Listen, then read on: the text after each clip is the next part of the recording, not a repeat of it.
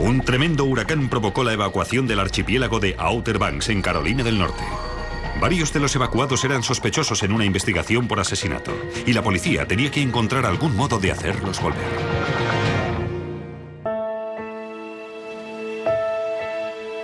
Las islas de Outer Banks, en Carolina del Norte, son uno de los destinos de vacaciones preferidos de los americanos.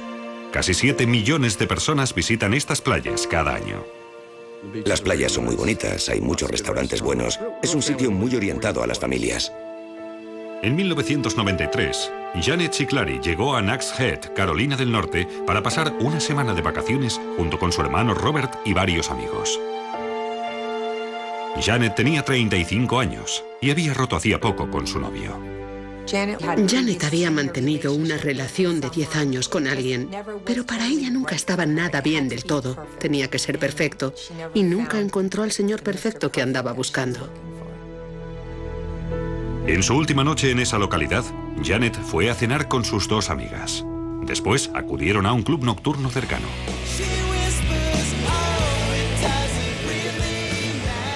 Las chicas decidieron que querían volver a casa. Estaban cansadas y querían hacer el equipaje. Janet quiso seguir la juerga, así que le dejaron el coche porque se quedaba sola y sabían que sería mejor que volviera conduciendo, mientras que ellas podían volver juntas.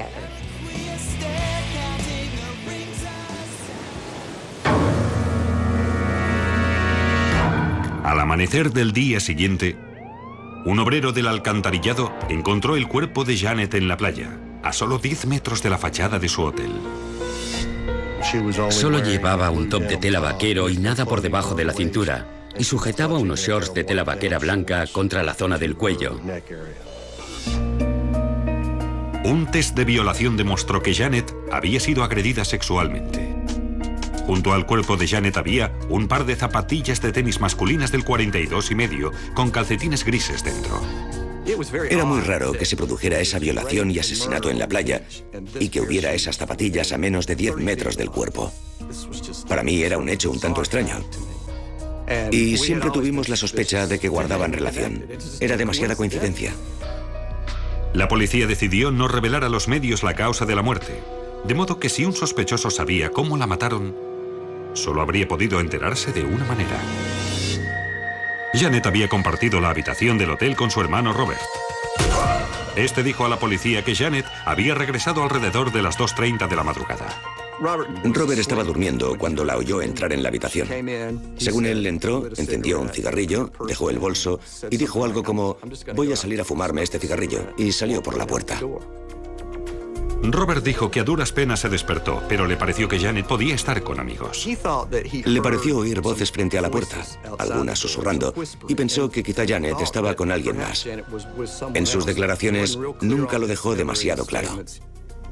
Desgraciadamente, ningún empleado del hotel vio a Janet entrar o salir de él. Esa habitación estaba al final de un pasillo que daba al mar, y justo frente a su habitación había una puerta que daba a una escalera exterior que descendía hasta la terraza, desde donde se accedía al mar. Por lo tanto, Janet no tuvo que cruzar el vestíbulo para salir y acercarse al mar. La policía tenía que empezar a buscar testigos, cualquiera que hubiera estado en esa zona general alrededor de las 3 de la madrugada. Y en una población turística, eso no iba a resultar fácil. Nadie, ni la familia ni los investigadores, lograban encontrar sentido al asesinato de Janet Ciclari. Fue un horrendo crimen. Era la agresión sexual y el asesinato de un extraño. Y si existe algún otro crimen más horrendo que ese, no sé cuál debe ser. Cosas así no ocurren a personas que viven su vida honrada y decentemente. Sencillamente no ocurren. El Carolinian era un hotel relativamente grande que se extendía hacia el norte y el sur a lo largo de varios cientos de metros. Existía una barrera de sonido que pudo evitar que se oyera lo que ocurrió en la playa, salvo que se hubiera producido un sonido fuerte, como fuegos artificiales o disparos. La policía intentó reconstruir los pasos de Janet el día de su asesinato. Según sus 2 amigas, por la tarde, Janet pasó un rato con el barman del hotel, Reed Powell, y los dos congeniaron de inmediato. Los dos estuvieron hablando. Creo que Janet coqueteó un poco con Reed. Él era callado y tímido, por lo cual probablemente a Janet le resultó muy atractivo. Aquella misma noche, Janet y sus amigas se tropezaron con Reed en el bar Port Ocal. Reed estaba allí con su novia, pero había participado en una pelea. Cuando Reed estaba en Port Ocal, vio a su novia bailando con otro caballero, lo que le molestó un poco, y a resultas de ello se produjo un leve altercado. Cuando las amigas de Janet regresaron al hotel, ella se quedó en el bar para hablar con Reed.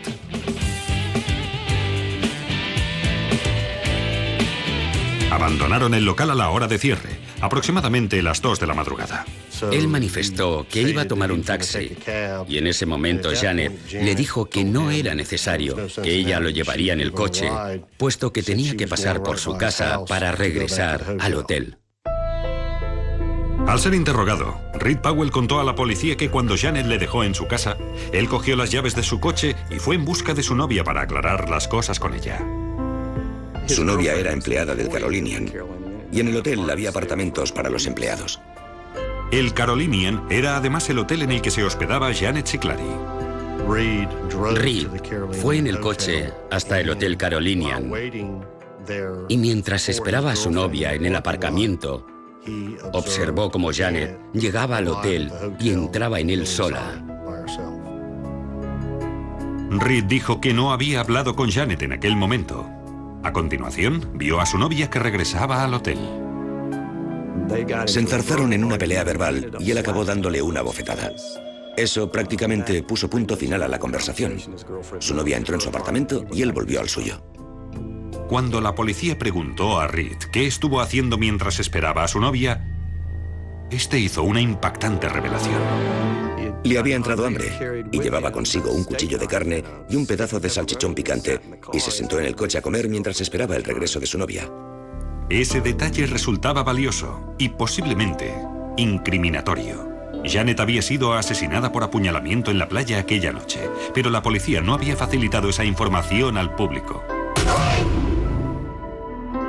Reed Powell admitió que había estado sentado a menos de 100 metros de donde Janet había sido asesinada, con un cuchillo en la mano. Reed Powell era el principal sospechoso en la investigación. Aquel día habían interactuado varias veces, lo que indicaba que había algo más que una simple amistad o solo una relación de conocidos. Y todo eso nos interesó mucho y nos condujo a investigarle muy a fondo. Hacía solo un día que se había iniciado la investigación del asesinato de Janet Siclari, cuando la madre naturaleza proporcionó un inesperado contratiempo. El huracán Emily, una tormenta de categoría 3, se cernía sobre las islas de Outer Banks, en Carolina del Norte. La isla entera quedó totalmente patas arriba por una orden de evacuación obligatoria a causa de un huracán que causó importantes estragos. Así que perdimos el escenario del crimen y creíamos, nos preocupaba que hubiéramos perdido testigos. Aproximadamente 80.000 personas evacuaron la zona. Pero el principal sospechoso, Reed Powell, permaneció en la población. Solo había una persona que considerábamos que podía ser sospechosa y era Reed. Era la única persona con la que habíamos hablado, a la que habíamos permitido entrar en nuestro pequeño círculo. La policía registró la casa de Reed y confiscó diversos cuchillos para carne. Los cuchillos de carne fueron entregados al laboratorio para que se buscara la presencia de sangre en ellos. Sin embargo, ninguno mostró indicio alguno de que hubiera habido sangre. Los investigadores también tomaron una muestra de ADN de Reed. En aquella época, en 1993, las pruebas de ADN no estaban tan avanzadas como hoy en día. El método en aquel momento consistía en comparar la longitud y los trazados de las autorradiografías, que se parecen mucho a los códigos de barras. Comparamos el perfil de ADN que teníamos con el perfil de ADN de los frotis vaginales y resultó muy fácil determinar que no había coincidencia. Creo que todos nos quedamos un tanto sorprendidos de que no coincidiera. La policía descubrió que hubo 10 hombres más que o bien estuvieron en las proximidades del lugar del crimen o tuvieron algún contacto con Jane en su semana de vacaciones. a todos se les pidió que facilitaran una muestra de ADN. Los examiné a ellos y a sus parámetros de ADN y los comparé con un perfil de ADN obtenido a partir de las células espermáticas. En este caso, todos y cada uno de ellos fueron descartados. Empezaba a parecer que el asesino había abandonado ya la zona, o bien porque sus vacaciones habían concluido, o a causa de la evacuación obligatoria. A aquellas alturas de mi carrera jamás había tenido un caso de tanta relevancia que no hubiéramos sido capaces de resolver.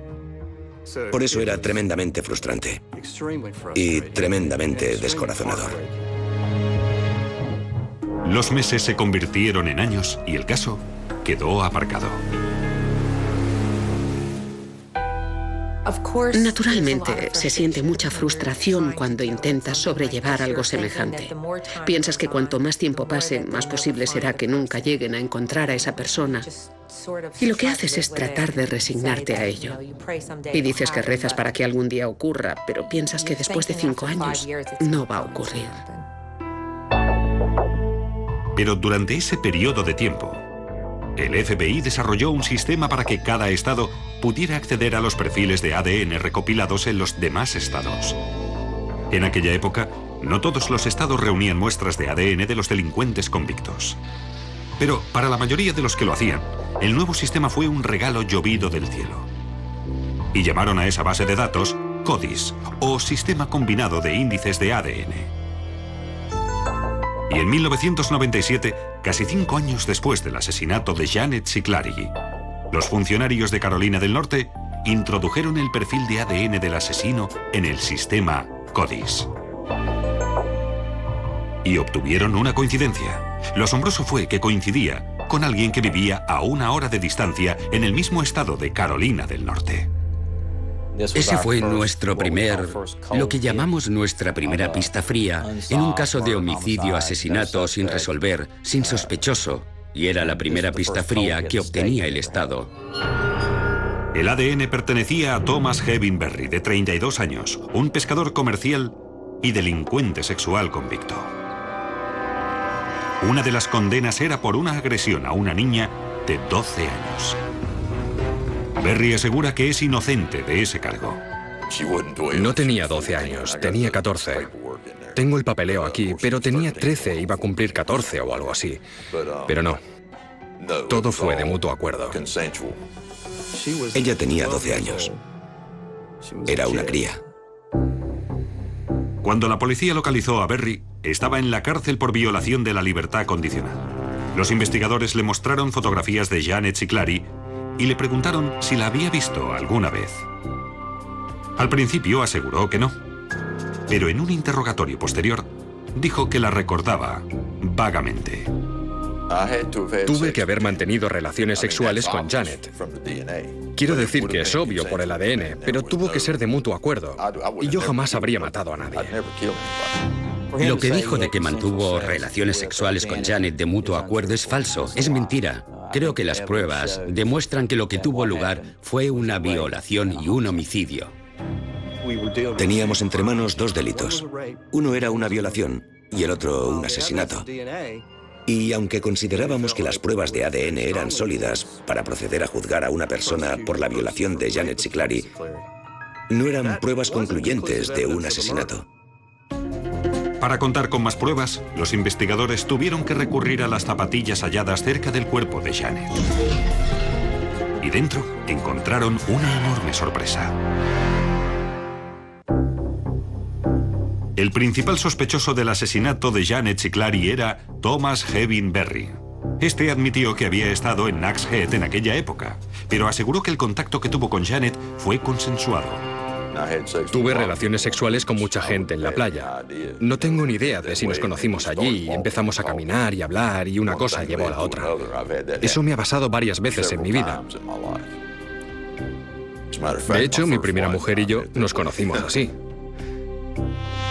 Pero una ojeada a los antecedentes de Berry reveló que su historial sexual distaba mucho de ser inocente. Había aproximadamente una docena más de víctimas de agresión sexual a manos del señor Berry. Encontramos un incidente en el que resultó que había agredido a una joven en la playa. En cuanto a la noche del crimen, Berry admitió que estaba drogado. Creo que Berry había estado de juerga aquella noche en algún punto de la playa bebiendo y consumiendo crack. En sus declaraciones admitió que en aquel periodo de tiempo a menudo se colocaba con crack. Para la familia y los amigos de Janet y Clary, la posibilidad de que ésta hubiera tenido relaciones sexuales con un perfecto extraño no era en absoluto propia de ella. Ella no era de las que tenía ligues ocasionales o aventuras con nadie. A los 35 años buscaba algo muy sólido en su vida, una relación buena y agradable. Pero la acusación no tenía que convencer a los amigos de Janet. Tenía que convencer a un jurado. En un intento de encontrar algo, además del ADN que vinculaba a Berry con el crimen, los inspectores recurrieron a la otra prueba del escenario del crimen: las zapatillas de tenis. Berry negó que el calzado fuera suyo. La única forma que se nos ocurrió para hacerlo fue encontrar a alguien que fuera especialista en huellas de pisadas, para ver si había una forma, por así decirlo, de dejar como una huella dactilar, salvo que con un pie dentro de un zapato. Los investigadores se pusieron en contacto con Robert Kennedy, de la Policía Montada del Canadá. Este gozaba de fama internacional por su uso como prueba de impresiones de pies descalzos, especialmente en el interior del calzado. Empecé a interesarme en la investigación de pies descalzos en 1989 y como resultado del caso de un asesinato en serie en New Brunswick, tuvimos que averiguar si la impresión del pie descalzo del sospechoso coincidía con las marcas dejadas dentro del zapato. Kennedy pronto creó una base de datos de dichas impresiones y realizó un estudio detallado de cómo se hacen. Cuando alguien lleva un par de zapatos, el pie genera una gran cantidad de calor dentro del calzado de forma que el pie suda. La zona del pie que carga el peso produce muescas en la plantilla del zapato, así que te encuentras con una combinación de leves muescas, sudor y marcas oscurecidas de suciedad dentro del calzado. Dichas marcas son características del pie de un individuo y, por lo tanto, proporcionan una base potencial para la comparación. Kennedy obtuvo impresiones en tinta de las plantas de los pies desnudos de Thomas Berry. Después, recortó las plantillas de las zapatillas del escenario del crimen y fotografió las superficies. Las imágenes se superpusieron para compararlas. No había discrepancias entre la impresión que dejó Thomas Berry y la de la zapatilla deportiva Spalding. Por lo tanto, pude llegar a la conclusión de que Thomas Berry era el más probable usuario de las zapatillas deportivas Spalding. Para los representantes de la ley, el resultado situaba a Berry en el escenario del crimen junto al cuerpo. Siempre estuvimos convencidos de que las dos cosas estaban relacionadas y de que las zapatillas iban con este crimen, y todo señalaba a Thomas Berry como nuestro sospechoso. La acusación cree que Janet llevó en su coche a Reed Powell hasta la casa de él desde el bar y después se fue a su hotel. Creen que el hermano se equivocó cuando dijo que había oído voces frente a la habitación. Janet volvió a salir para fumarse un cigarrillo. Por una trágica coincidencia, Janet se tropezó con Thomas Hevin Berry, un hombre con antecedentes de violencia sexual. Además, estaba bajo los efectos de la droga. Los fiscales creen que empleó un cuchillo para forzar a Janet a tener relaciones sexuales. Después, la apuñaló hasta matarla, para que no pudiera identificarle. Varios representantes de la ley opinan que Berry dejó sus zapatillas en la playa para que las huellas de sus pisadas no condujeran a los investigadores hasta la casa de su tía, cercana al hotel, donde pasó la noche.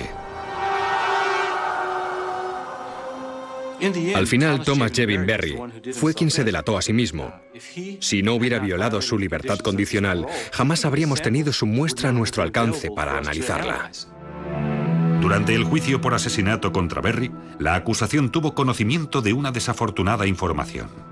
Durante el juicio, cuando Berry regresó al calabozo, hizo un comentario al carcelero: "Nunca me condenarán a muerte", y el carcelero dijo: "¿Qué quiere decir con eso?". Él respondió: "Es que hay alguien en el jurado que es muy amiga de mi madre, me ha visto crecer". El jurado condenó a Thomas Hevin Berry por violación y asesinato en primer grado, pero ese miembro del jurado en particular fue el único que votó contra la pena de muerte. Por lo tanto, Berry fue condenado a cadena perpetua sin posibilidad de libertad condicional. A pesar de las pruebas forenses, Berry continúa diciendo que es inocente. Lo he intentado sin éxito, presentando apelaciones y tratando de volver a juicio, porque he pensado que no podría perjudicarme. Es posible que genere publicidad y eso me ayude de alguna manera. Yo le digo, eres un mentiroso. No existe duda al respecto, gracias a todas las pruebas científicas con las que contamos. Estas pruebas son irrefutables. Thomas Berry encontró a Jane Siclari la noche del 28 de agosto. No hay duda al respecto.